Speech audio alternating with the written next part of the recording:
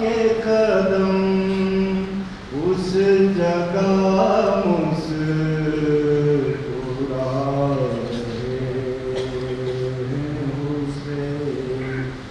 دو صدا ہو کہاں علی اکبر،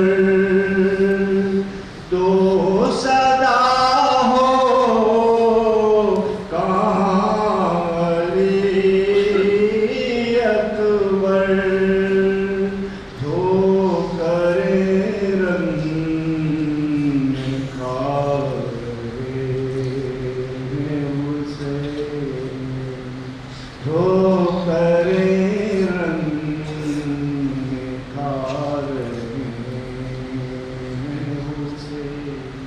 چن کے قاسم کی لاش کے ٹکڑے،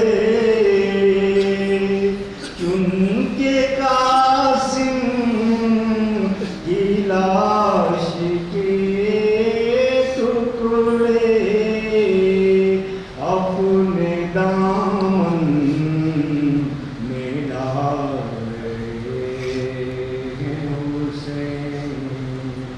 جاؤ خیمے میں جاؤ اے زینب، جاؤ خیمے میں جاؤ اے زینب،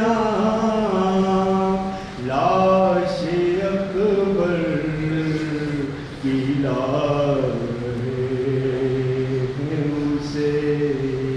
دل کی قوت دکھا رہے اسے۔ اللہم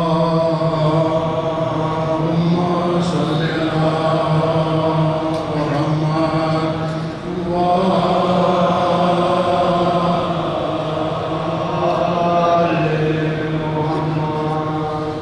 اللہم صلی علی محمد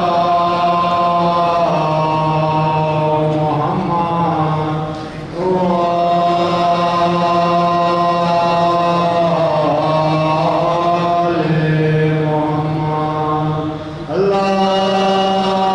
اللہم صلی علی محمد وآل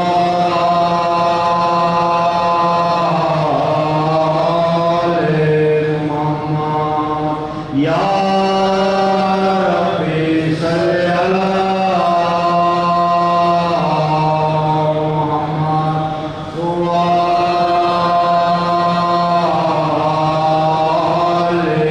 محمد۔ السلام علیکم ورحمۃ اللہ۔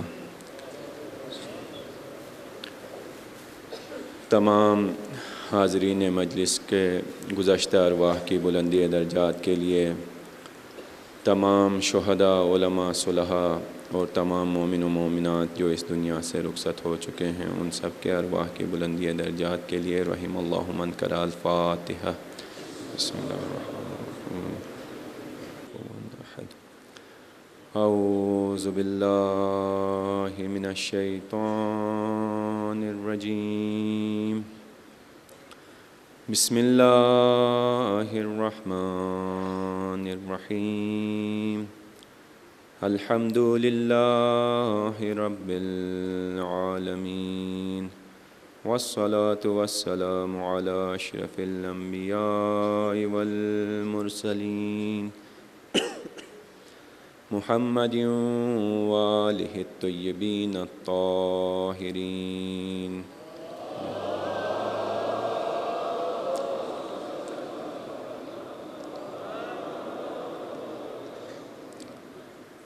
لا سیما بقیت اللہ العظم، روحی وارواح العالمین لتراب مقدمہ الفدا۔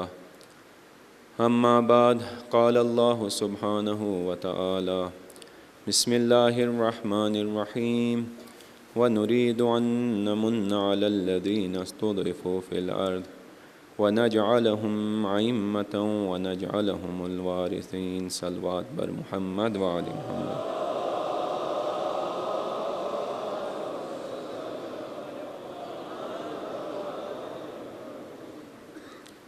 بسم الله الرحمن الرحيم.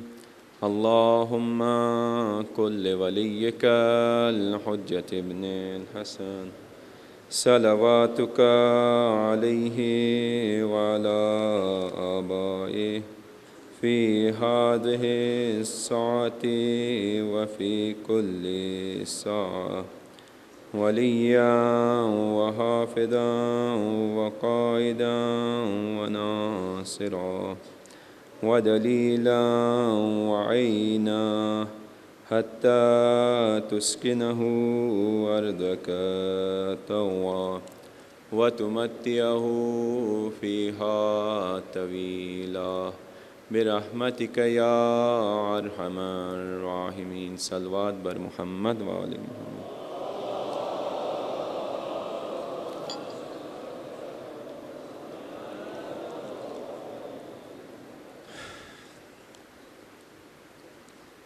ان ایام میں کوشش یہی تھی کہ تاریخ کو مد نظر رکھتے ہوئے منتظرین امام زمانہ جل اللہ تعالیٰ فرجہ الشریف کے وظائف بیان کیے جائیں، کیونکہ جیسا کہ پہلے بھی عرض ہوا تھا کہ تاریخ میں جب بھی حکومت عدل الہی قائم ہوئی یا قیام کے نزدیک پہنچی تو ایسے میں لشکر حق سے بعض ایسی غلطیاں سرزد ہوئیں کہ جس نے اس حکومت عدل الہی کو یا شکست سے دوچار کیا یا حکومت قائم ہونے سے روکا. انہی خامیوں میں سے، انہی کوتاہیوں میں سے ایک کوتاہی جو تاریخ کے مطالعے سے پتہ چلتی ہے وہ یہ ہے کہ لشکر حق نے اپنے دشمن کو پہچاننے میں اور اپنے دشمن کی سازشوں کو پہچاننے میں کوتاہی کی، جس کی وجہ سے تاریخ میں لشکر حق کو شکست سے دوچار ہونا پڑا. اور میں یہ بھی عرض کروں عزیزان محترم مقدمتاً کہ حق اور باطل کی یہ جو جنگ ہے یہ دائمی ہے، یہ ابدی ہے، یہ ہمیشگی ہے، یہ نہ کبھی رکنے والی جنگ ہے. آپ زیارت عاشوراء میں پڑھتے ہیں کہ انی سلم لمن سالمکم وحرب لمن حاربکم الی یوم القیامہ، یعنی اے امام حسین میری صلح ہے ان لوگوں کے ساتھ جن کے ساتھ آپ کی صلح ہے، میری جنگ ہے ان لوگوں کے ساتھ جن کے ساتھ آپ کی جنگ ہے، اور کب تک؟ جب تک قیامت نہیں آتی. یعنی یہ حق اور باطل کی یہ جو جنگ ہے یہ دائمی ہے، ہمیشگی ہے، ابدی ہے، یہ نہ ختم ہونے والی جنگ ہے. یہ جنگ تب ہی ختم ہوگی کہ جب حق مکمل طور پر باطل کے اوپر کامیاب ہوگا، تو یہ جنگ تب ہی ختم ہونے والی ہے. وگرنہ جیسا کہ بعض لوگ کہتے ہیں کہ آپ باطل کے ساتھ مت چھیڑیں، آپ اپنا جو مقصد ہے اس کی طرف حرکت کریں، آپ باطل کے ساتھ مت چھیڑیں، تو یہ ایک غلط بات ہے عزیزان محترم. خواہ آپ باطل کے ساتھ چھیڑیں یا نہیں چھیڑیں، یہ باطل ہے جو آپ کو چھوڑنے والا نہیں ہے، کیونکہ حق اور باطل کا ایک ساتھ جمع ہونا یہ ناممکن ہے. یا حق نے رہنا ہے یا باطل نے رہنا ہے، یا روشنی نے رہنا ہے یا تاریکی نے رہنا ہے، یا شب نے رہنا ہے یا دن نے رہنا ہے. دن اگر آئے گا تو رات چلی جائے گی، رات اگر آئے تو دن چلا جائے گا، تو ان دونوں کا ساتھ چلنا ناممکن ہے. اگر حق نے باطل سے غفلت بھی کی تو یہ باطل ہے جس نے حق سے غافل نہیں ہونا ہے. تو یہ جنگ جو حق اور باطل کی ہے یہ دائمی ہے، یہ ابدی ہے. اسی لیے وہ لوگ جو حق کے طرفدار ہیں، جو چاہتے ہیں لشکر حق میں شامل ہوں، ان کی یہ ذمہ داری بنتی ہے کہ وہ باطل کو پہچانیں۔ حق کا جو دشمن ہے وہ باطل ہے، باطل کو شکست دینے کے لیے، اپنے دشمن کو شکست دینے کے لیے دشمن کی پہچان نہایت ہی ضرورت ہے۔ اگر دشمن کی پہچان نہ ہو تو انسان اپنے دشمن کو شکست نہیں دے سکتا ہے۔ تو یہ شرط ہے شکست باطل کے لیے، پہچان باطل شرط ہے عزیزان محترم۔ جب تک پہچان نہ ہو، دشمن کی پہچان نہ ہو، دشمن کے حربوں کی پہچان نہ ہو، تو پھر آپ اپنے دشمن کو شکست نہیں دے سکتے۔ آپ دیکھیں کہ یہ جو گزشتہ جنگ ہوئی ایران اور امریکہ کی، اس میں اگر ایران نے دشمن کو شکست دی تو اس کی وجہ یہی تھی کہ ایران کو دشمن کے حربوں کا پتہ تھا، دشمن کے ہتھیاروں کا پتہ تھا۔ ایران کو یہ معلوم تھا کہ دشمن نے اس کے خلاف کون سا راستہ اختیار کرنا ہے، تب ہی ایران کو یہ فتح نصیب ہوئی۔ اور پھر دیکھیں کہ بعض جگہوں پہ جہاں پر ایران نے کوتاہی اور سستی دکھائی، وہاں پر ایران کو مشکلات کا بھی شکار ہونا پڑا، وہاں پر مشکلات بھی آئیں ایران کے اوپر۔ جیسے یہ جو جاسوس پکڑے گئے، متعدد جاسوس بہت بڑی تعداد میں، اس حوالے سے جب دشمن کے مکر اور ہیلے سے غافل ہوئے تو اس کا نتیجہ یہ نکلا کہ وہاں پر دشمن نے آپ پر ضربہ لگایا۔ اسی طرح آپ نے شہید حسن نصر اللہ سے یہ بات سنی تھی، خدا ان کے درجات بلند فرمائے، کہ جب پیجرز کا دھماکہ ہوا تو اس وقت انہوں نے بھی یہ اعتراف کیا کہ یہ جو ضربہ تھا ہم پر، یہ بہت ہی بڑا ضربہ تھا۔ یعنی جب آپ دشمن کے مکر و حیلے سے غافل ہوتے ہیں تو پھر آپ کے اوپر دشمن جو ہے وہ اپنا ضربہ وارد کرتا ہے۔ صلوات پڑھیں محمد و آل محمد۔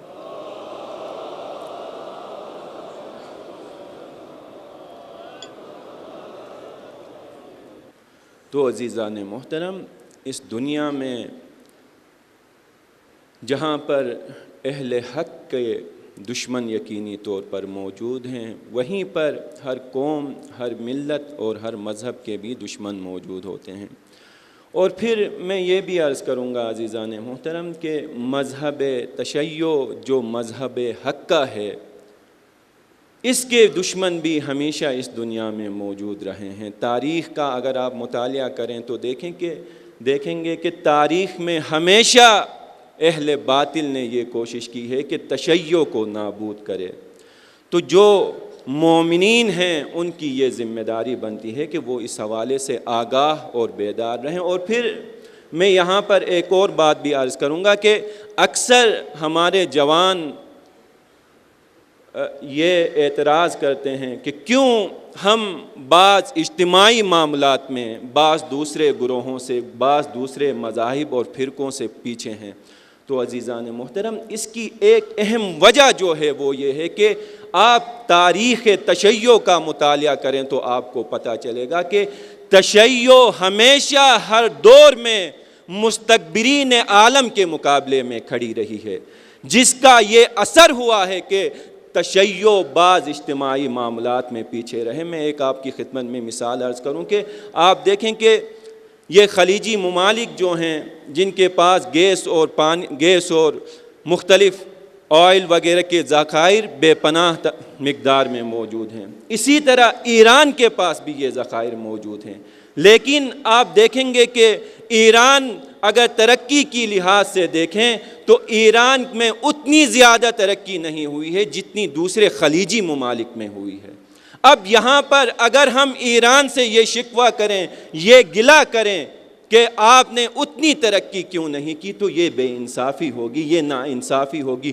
کیوں ناانصافی ہوگی؟ اس لیے کہ ایران ہمیشہ حق کے راستے میں کھڑا ہوا ہے، مستکبرین عالم کے مقابلے میں کھڑا ہوا ہے۔ تو اس کا یہ لازمی نتیجہ نکلنا ہے کہ آپ بعض میدانوں میں پیچھے رہیں گے۔ اس کا یہ لازمی نتیجہ نکلنا ہے، یا آپ نے اپنی عزت، اپنی شرافت اور اپنی کرامت کی قربانی دینی ہے یا آپ نے اپنی مادیات کی قربانی دینی ہے؟ آپ دیکھیں کہ یہ جو عرب ممالک ہیں انہوں نے اپنی عزت، شرافت اور کرامت کی قربانی دی ہے، جس کی وجہ سے آج مستکبرین عالم جو ہیں وہ ان کی مدد کر رہے ہیں اور بعض میدانوں میں انہوں نے ترقی کی ہے۔ لیکن دنیا میں ان کی یہ بات یاد رکھیں کہ کوئی عزت نہیں ہے۔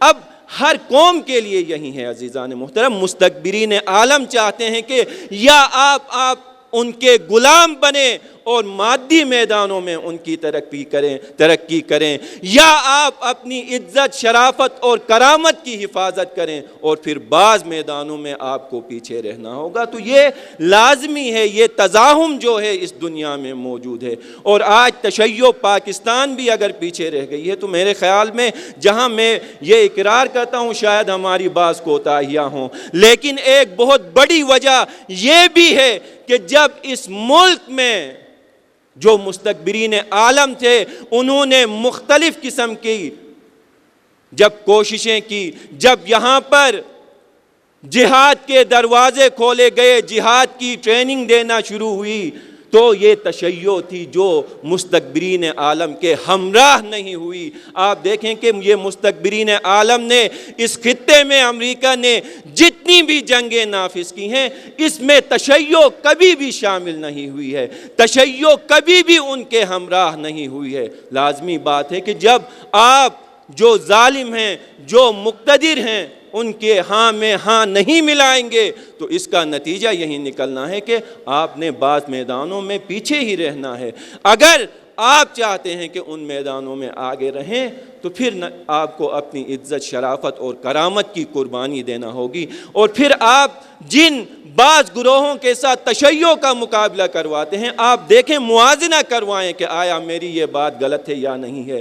آپ ان مذاہب کے بزرگوں کو پائیں گے کہ وہ مستکبرین عالم کے ہم سفرہ ہیں، ایک ہی دسترخوان پر ان کے ساتھ بیٹھ کر کھاتے ہیں، کبھی ان کی زبان سے آپ ظالموں کے خلاف کوئی بات نہیں سنیں گے۔ اس ملک میں بھی آپ ان افراد کو، ان گروہوں کو ظالموں کے ہمراہ پائیں گے، ساتھ پائیں گے۔ تو عزیزان محترم، یہ ہمیشہ یہ تزاحم موجود ہے، یہ ٹکراؤ موجود ہے اس دنیا میں کہ اگر آپ نے عزت اور شرافت کی زندگی گزارنی ہے تو پھر بعض چیزوں کی آپ کو قربانی دینا ہوگی۔ آپ تاریخ میں ان اقوام کا مطالعہ کریں کہ جنہوں نے اپنی عزت کا سودا نہیں کیا ہے، وہ دیکھیں گے کہ وہ سب بعض میدانوں میں پیچھے رہے ہیں۔ آپ دیکھیں کہ بعض یہ جو میں مسلمان یا شیعہ جو مزاحم رہنما تھے ان کی بات نہیں کرتا، آپ بعض جو غیر دینی تھے، جیسے ہمارے جوان جو ہیں وہ چی گویرا سے زیادہ محبت یا ان کے دلوں میں اس کے بارے میں اچھے خیالات ہیں، آپ دیکھیں کہ اس نے ہمیشہ زندگی جو ہے وہ صحراؤں میں، جنگلوں میں گزاری ہے۔ تو آپ یہ تصور مت کریں کہ ایک طرف آپ مستکبرین عالم کے مقابلے میں قیام بھی کریں گے اور دوسری طرف آپ کے اوپر مصائب بھی نازل نہ ہوں، آپ بعض مادی میدانوں میں پیچھے بھی نہ ہٹیں، تو یہ ہونا ناممکن ہے عزیزان محترم۔ اگر آپ دشمن کے مقابلے میں اپنے جائز حقوق کے لیے اٹھ کھڑے ہوں گے تو پھر ظالم یقیناً اس نے بھی اپنے جو اقدامات ہیں انجام دینے ہیں، تو یقیناً آپ کو بعض محاذوں پر قربانی دینی ہوگی۔ صلوات پڑھیں محمد و آل محمد کے۔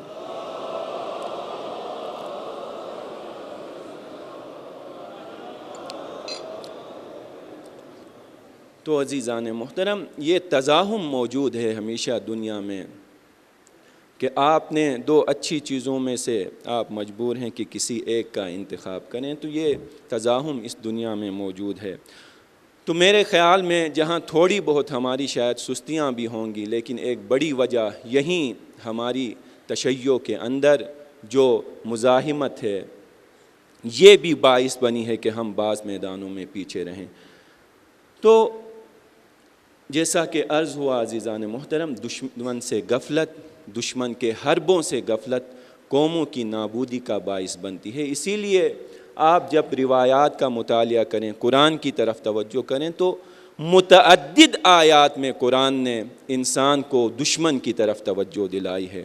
خداوند تبارک و تعالیٰ قرآن میں ارشاد فرماتے ہیں کہ بسم اللہ الرحمن الرحیم الم آہد الیکم یا بنی آدم اللہ تعبدوا الشیطان انہ لکم عدو مبین، کہ اے انسان، آیا میں نے تم سے یہ عہد نہیں لیا ہے کہ تم شیطان کی تبعیت مت کرو، کیونکہ شیطان تمہارا واضح اور آشکار دشمن ہے۔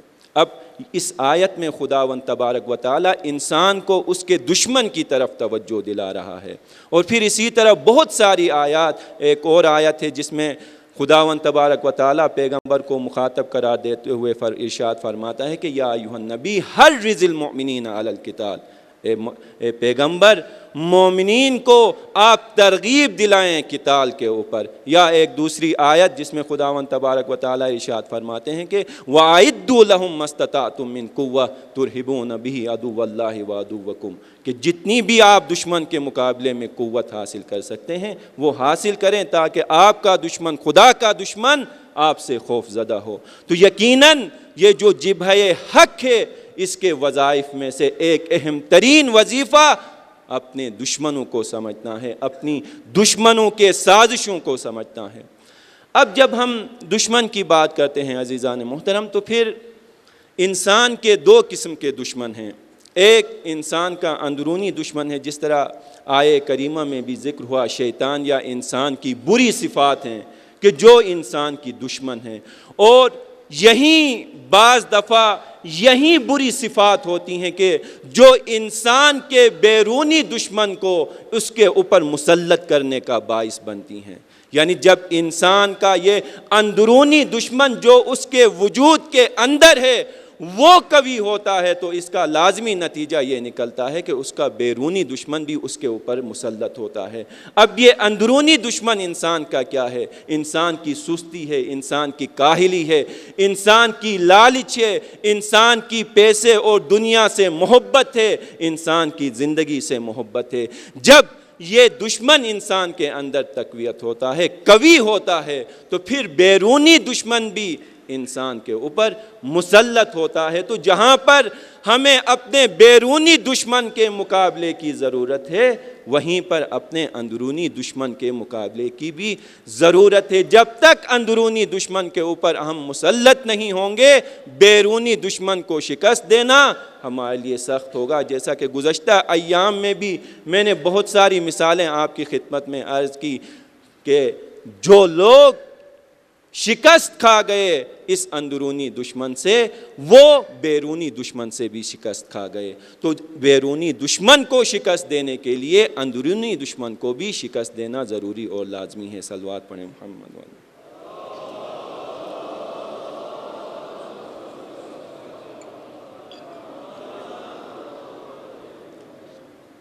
اور پھر جب ہم بیرونی دشمن کی بات کرتے ہیں عزیزان محترم، تو پھر اگر ہم غور و فکر کریں اس حوالے سے، تو پھر یہ بیرونی دشمن بھی مختلف قسم کے ہیں۔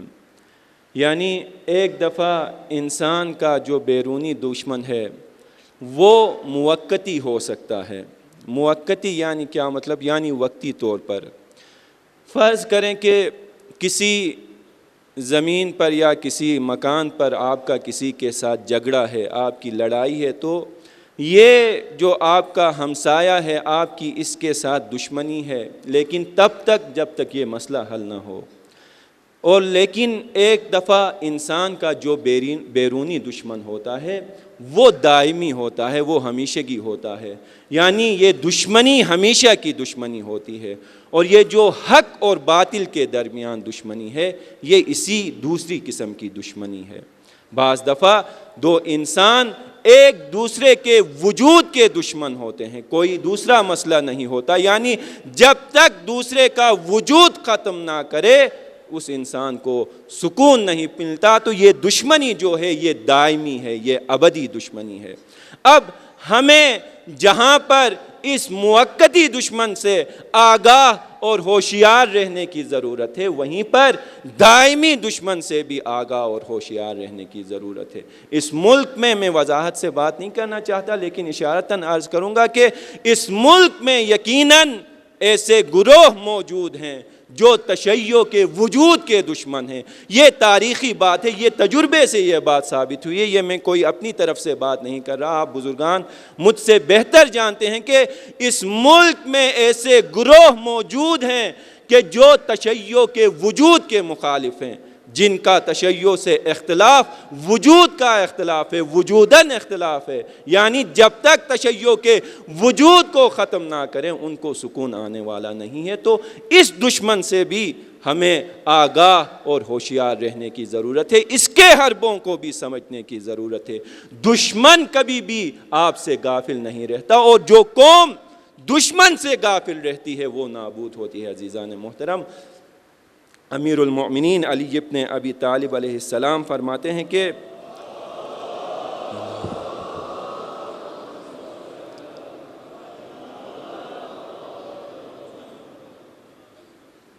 کہ وہ لوگ جو اپنے دشمن سے غافل ہوتے ہیں وہ شکست کھا جاتے ہیں۔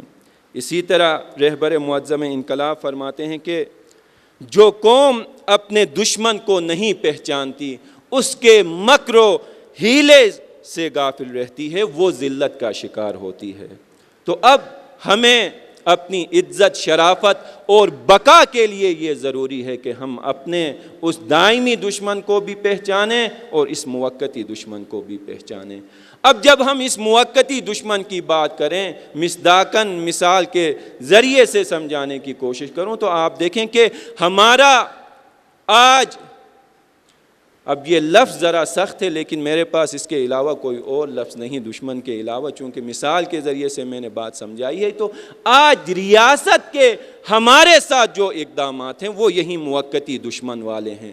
آج ریاست ہمارے وسائل پر قبضہ کرنا چاہتی ہے، جو ہمارے حقوق ہیں جائز ان پر قبضہ کرنا چاہتی ہے۔ آج یہ ریاست ہے جس نے ہم سے دشمنی مول لی ہوئی ہے، یہ ہم نہیں ہیں، یہ دشمنی ان کی طرف سے ہے۔ عزیزان محترم، اب جب کسی نے آپ کے ساتھ دشمنی مول ہی لی ہے، جب کوئی آپ کے گھر کے دروازے پر آگ لے کر آیا ہی ہے، تو پھر آپ کی ذمہ داری، آپ کی بھی یہ ذمہ داری بنتی ہے کہ آپ بھی آگاہ رہیں، بیدار رہیں، ہم بھی آگاہ رہیں، ہم بھی بیدار رہیں۔ عزیزان محترم، ہم بھی مقابلہ کریں۔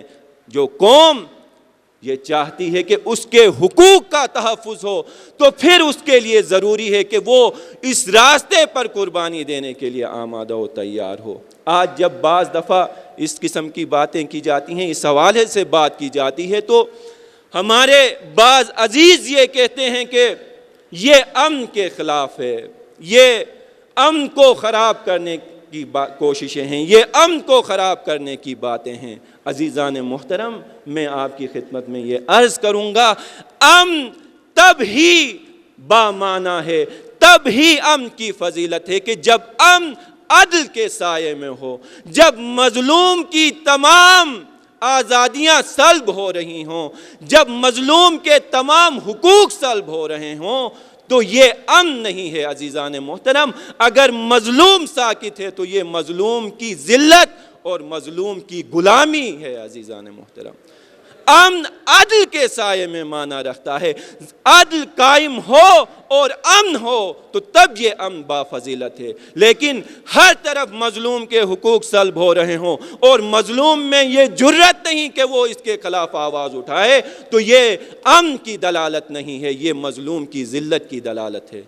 ہمارے مولا و آقا ابا عبداللہ الحسین علیہ السلام نے ہمیں جو درس دیا ہے وہ عزت کا درس دیا ہے۔ عزیزان محترم، انی لا اری الموت الا السعادہ والحیات مع الظالمین الا برما، میں لا اری الموت الا السعادہ، میں موت کو جو سعادت کے علاوہ کچھ نہیں دیکھتا، اور ظالمین کے ساتھ زندگی کو ذلت سمجھتا ہوں۔ یہ درس ہے کربلا کا۔ آپ دیکھیں کہ آج ہم فلسطین کے لیے، لبنان کے لیے، ایران کے لیے آواز اٹھاتے ہیں، ان کے شریک غم ہوتے ہیں۔ اگر ہم اپنی حالت بیان کریں تو شاید وہ اپنے آپ سے زیادہ ہمارے اوپر روئیں، کیونکہ ہمیں اپنی اس غلامی کا احساس بھی نہیں ہے۔ ستم ظریفی یہ ہے کہ ہم خوش ہیں، ان آزادیوں کے، ان حقوق کے سلب ہونے پر ہم خوش ہیں۔ آج فلسطین کا مسئلہ کیا ہے؟ اگر فلسطینی یہ تسلیم کریں کہ ان کے زمین پر اسرائیل کا قبضہ ہو، ان کے اوپر اسرائیل مسلط ہو، تو ان کے لیے امن ہی امن ہے، کوئی جنگ وہاں پر نہیں ہونے والی، کسی کی جان نہیں جانے والی۔ لیکن ان لوگوں کو، ان باشرافت لوگوں کو، ان باکرامت لوگوں کو، ان باعزت لوگوں کو اس قسم کا امن ان کو پسند نہیں ہے۔ وہ اپنی آزادیوں کے تحفظ کے لیے اپنی جان قربان کرنا، اپنے حقوق کے تحفظ کے لیے اپنی جان قربان کرنا سعادت سمجھتے ہیں۔ وہ اس قسم کے امن پر شہادت کو ترجیح دیتے ہیں۔ انہوں نے خود خواستہ یہ راستہ اختیار کیا ہوا ہے۔ اگر وہ بھی اسرائیل کی شرائط تسلیم کریں تو ان کے لیے بھی کوئی مسئلہ نہیں۔ اگر حزب اللہ بھی اسرائیل کے شرائط تسلیم کرے، آج اسرائیل کا حزب اللہ سے مطالبہ یہی ہے کہ آپ اپنے تمام ہتھیار جو ہیں وہ ہمارے حوالے کریں، ہمارے بھی نہیں، لبنانی حکومت کے حوالے کریں۔ یہ ایک شرط کتنی عام سی شرط ہے، شاید ہم میں سے بہت سارے لوگ ہوتے تو قبول بھی کر لیتے کہ کیا فرق پڑتا ہے کہ ہم اسلحہ ان کے حوالے کریں۔ لیکن یہ حزب اللہ کو گوارا نہیں ہے کہ ان کے اوپر اسرائیل اپنے ارادے کو مسلط کرے، جس کی وجہ سے آج حزب اللہ مسلسل قربانیاں دیتا آ رہا ہے۔ آپ ایران کی مثال دیکھیں، ایران سے کیا مطالبہ ہے امریکہ کا؟ امریکہ کہتا ہے کہ ایک صلوات پڑھیں محمد وآل محمد۔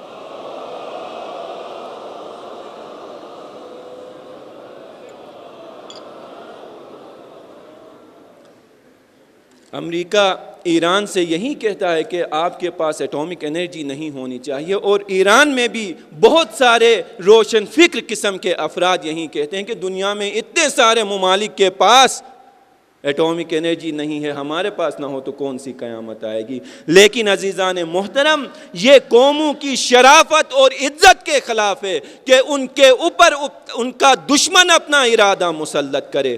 باکرامت باشرافت قومیں یہ تسلیم نہیں کرتی ہیں کہ ان کا دشمن ان کے اوپر مسلط ہو۔ آج وہ کہیں گے کہ آپ ایٹامک انرجی چھوڑ دیں، کل کہیں گے میزائل ٹیکنالوجی چھوڑ دیں، پرسوں کہیں گے یہ ڈرون بھی ہمارے حوالے کریں۔ تو دشمن جو ہے عزیزان محترم، اگر جب ایک دفعہ آپ دشمن کے مقابلے میں جو صد ہے، جو مقاومت کی دیوار ہے، جب دشمن ایک دفعہ گراتا ہے تو پھر وہ قدم با قدم آگے آتا ہے۔ پھر قوموں کی یہ ذمہ داری بنتی ہے کہ وہ دشمن کو روکیں، آگے آنے نہ دیں۔ آج دیکھیں کہ آپ ایک بل ہماری اسمبلی سے پاس ہوا ہے، اب آپ سب سن رہے ہیں کہ دوسرے بل کی بھی تیاریاں ہو رہی ہیں، دوسرا آئے گا، پھر تیسرا بھی ضرور آئے گا۔ جب تک ہمارا تمام اختیار ہمارے ہاتھ سے چھینا نہیں جائے گا تب تک یہی صورتحال رہنے والی ہے۔ تو عزیزان محترم، یہ باکرامت باشرافت باعزت قوموں کا شیوا نہیں ہے کہ وہ محض تماشائی بنے دیکھتے رہیں۔ اور خصوصاً تشیع کا دیکھیں عزیزان محترم، تشیع نے آج علم مقاومت جو دنیا میں قائم ہے وہ تشیع کی ہی وجہ سے ہے۔ اگر حزب اللہ ایران اسرائیل کے خلاف مقاومت نہ کرتے تو یقیناً حماس بھی کب کا یہ مقاومت کا پرچم ہاتھ سے دے چکی ہوتی۔ یہ ایران اور حزب اللہ ہی تھے کہ جس نے ان کو بھی ہمت دی ہے۔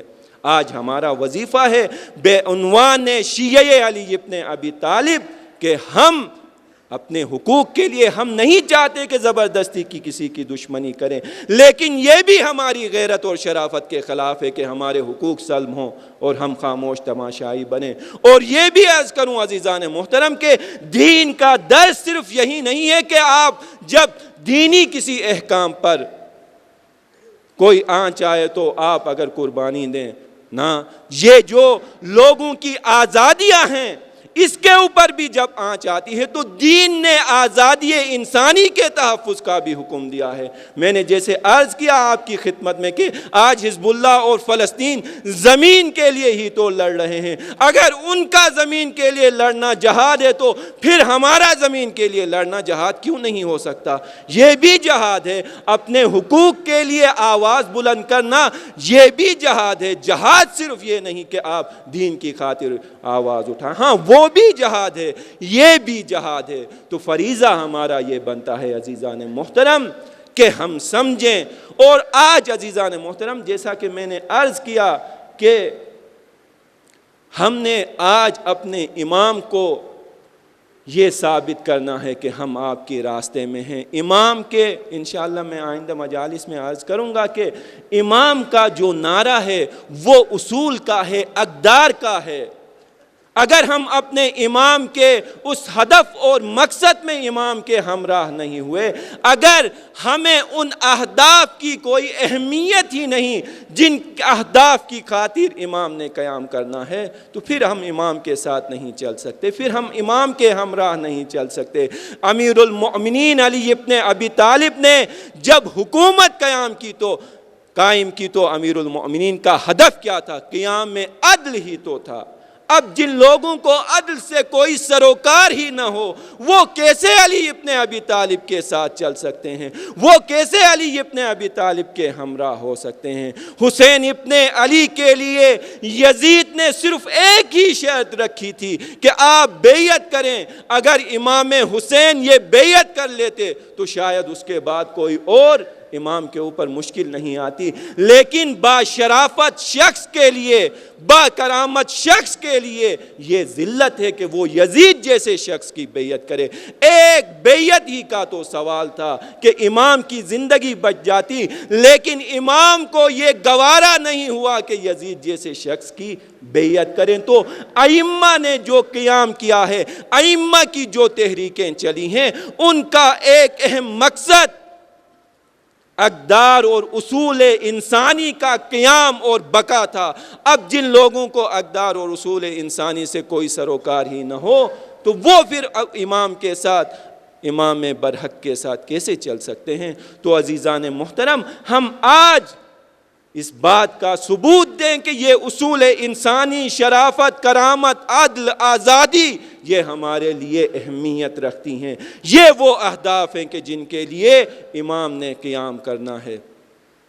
تو عزیزان محترم، یہی راہ ائمہ ہے، یہی راہ امام حسین ہے، اور یہی جو اصول اور اقدار انسانی کا راستہ ہے، یہ راہ امام زمان عجل اللہ تعالیٰ فرجہ الشریف ہے۔ اگر ہم چاہتے ہیں کہ ان کے ہمراہ ہوں، ہم قدم ہوں، تو پھر ہمیں بھی اسی قدم پر، اسی راستے پر قدم رکھنے ہوں گے، وگرنہ جس قوم کو، جس ملت کے نزدیک ان اصولوں کی کوئی اہمیت نہیں، وہ ان کے ہمراہ نہیں چل سکتی۔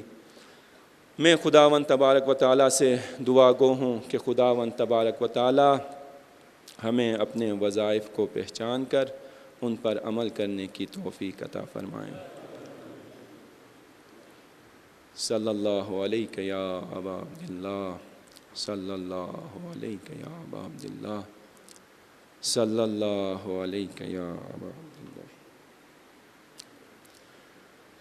عصر عاشور جب امام حسین علیہ السلام تک و تنہا رہ گئے، امام کے تمام آوان و انصار اور بنی ہاشم کے جوان شہید ہوئے، تو امام حسین علیہ السلام میدان میں آتے ہیں اور حل من ناصر ینصرنی کا صدا بلند کرتے ہیں۔ جب امام علیہ السلام یہ صدا بلند کرتے ہیں تو خیموں سے مخدرات عصمت کی رونے کی آواز آنے لگتی ہے۔ امام علیہ السلام خیموں کی طرف جاتے ہیں، جب سبب پوچھتے ہیں تو کہا جاتا ہے کہ حضرت علی اصغر نے آپ کی آواز سن کر اپنے آپ کو گہوارے سے گرا دیا ہے۔ امام سے عرض کیا جاتا ہے کہ حضرت علی اصغر بہت پیاسے ہیں، آپ ان کے لیے تھوڑا پانی مانگیں، شاید ان پر رحم کیا جائے، ان کو پانی دیا جائے۔ امام حسین حضرت علی اصغر کو لے کر میدان میں آتے ہیں۔ تاریخ یہ کہتی ہے کہ اپنے ہاتھوں پر بلند کر کے لشکر آدھا کو مخاطب کر کے امام حسین فرماتے ہیں کہ اگر تم مجھ پر رحم نہیں کرتے تو اس طفل صغیر پر رحم کرو۔ آیا تم یہ نہیں دیکھتے کہ یہ پیاس کی وجہ سے کس طرح سے تڑپ رہا ہے؟ تاریخ کہتی ہے کہ امام حسین کی بات ابھی مکمل بھی نہیں ہوئی تھی کہ لشکر یزید سے تیر آتا ہے اور حضرت علی اصغر کے گلو کو پار کرتا ہے۔ امام حسین کے لیے روایت میں ہے کہ حضرت علی اصغر کا غم ان کی شہادت کو برداشت کرنا نہایت ہی سخت تھا، لیکن آسمان سے یہ ندا آتی ہے صبرن لک یا حسین، اے حسین صبر کرنا۔ امام حسین حضرت علی اصغر کو ان کے جنازے کو لے کر پشت خیمہ جاتے ہیں اور ان کو دفن کرتے ہیں، اور تاریخ میں یہ بھی نقل ہوا ہے کہ امام حسین اپنے آئندہ آنے والے شیعوں کو مخاطب کر کے فرماتے ہیں کہ اے میرے شیعوں، کاش تم کربلا میں ہوتے تو دیکھتے کہ میں کیسے علی اصغر کے لیے پانی طلب کر رہا تھا، لیکن ان ظالموں نے مجھ پر رحم نہیں کیا۔ الا لعنت اللہ علی القوم الظالمین وسیعلم الذین ظلموا ای منقلب ماتم حسین۔